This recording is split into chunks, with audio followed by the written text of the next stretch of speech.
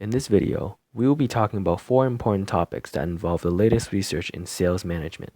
First, we will discuss the effective selling contingency framework.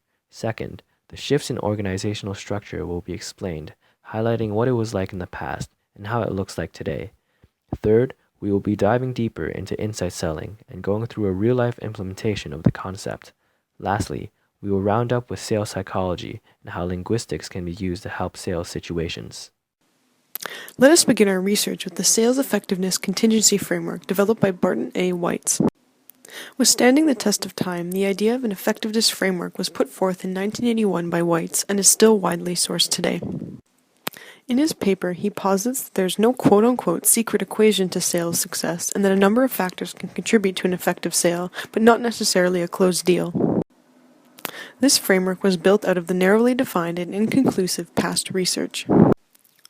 Seen here, age, for example, was tested as significant by one researcher, while proved not significant by another, who used similar research techniques. Weitz thus came to the conclusion that understanding sales effectiveness came from unifying narrow past data and conducting subsequent lab and field testing to build a comprehensive hypothesis. In order to best understand his findings, let us go through each part of the framework. The first part deals with understanding the selling environment as well as the knowledge needed from the outset in order to influence the client.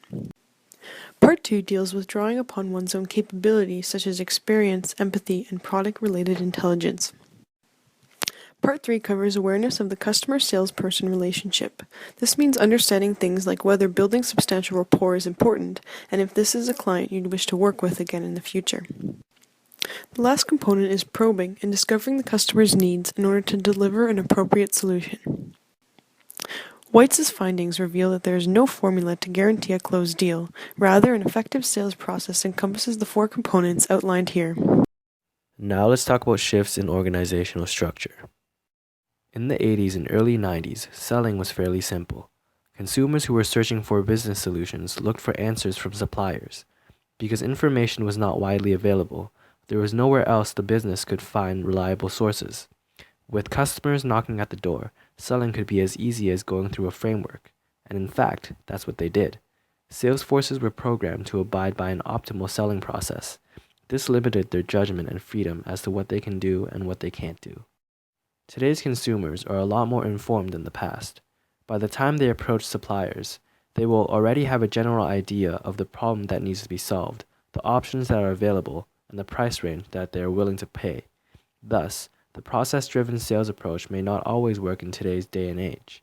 Personal judgment and creativity then becomes a defining factor in which a sales rep is a star or an average.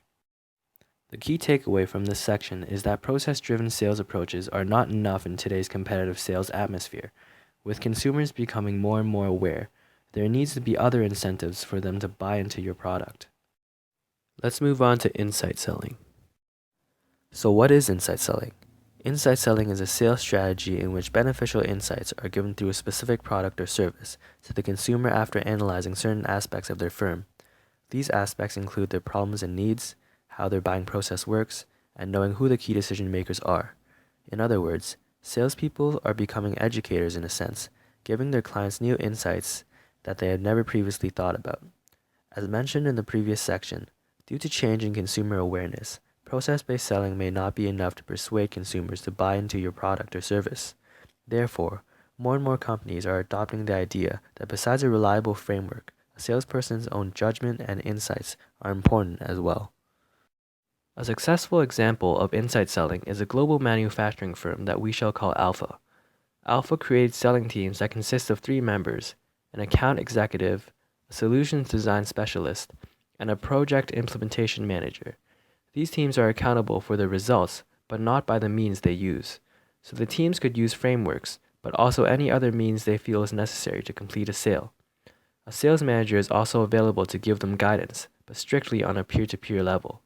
Ultimately, after a year of implementation, Alpha has doubled in the average deal size and decreased the deal development cost by 40%. The key takeaway from this section is that insight selling has been proved to be more effective and efficient than process-driven approaches. Sales forces should be given the freedom to utilize their own judgment and creativity. If results are insufficient, Guidance should be given instead of implementing strict rules and guidelines. Now, let's turn to our fourth item, sales psychology. In this section, we will talk about the psychology of sales, then delve into sales linguistics.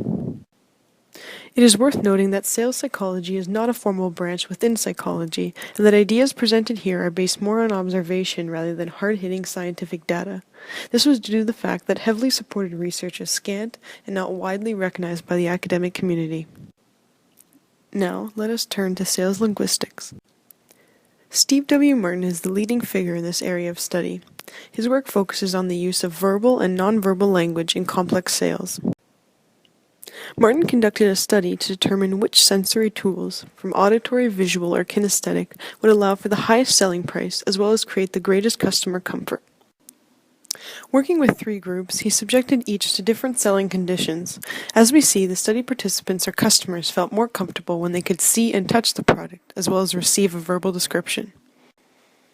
However, once participants were able to touch the product, Martin found that they felt the verbal description embellished the product's value, and thus they distrusted the sales pitch, leading to lowest perceived value.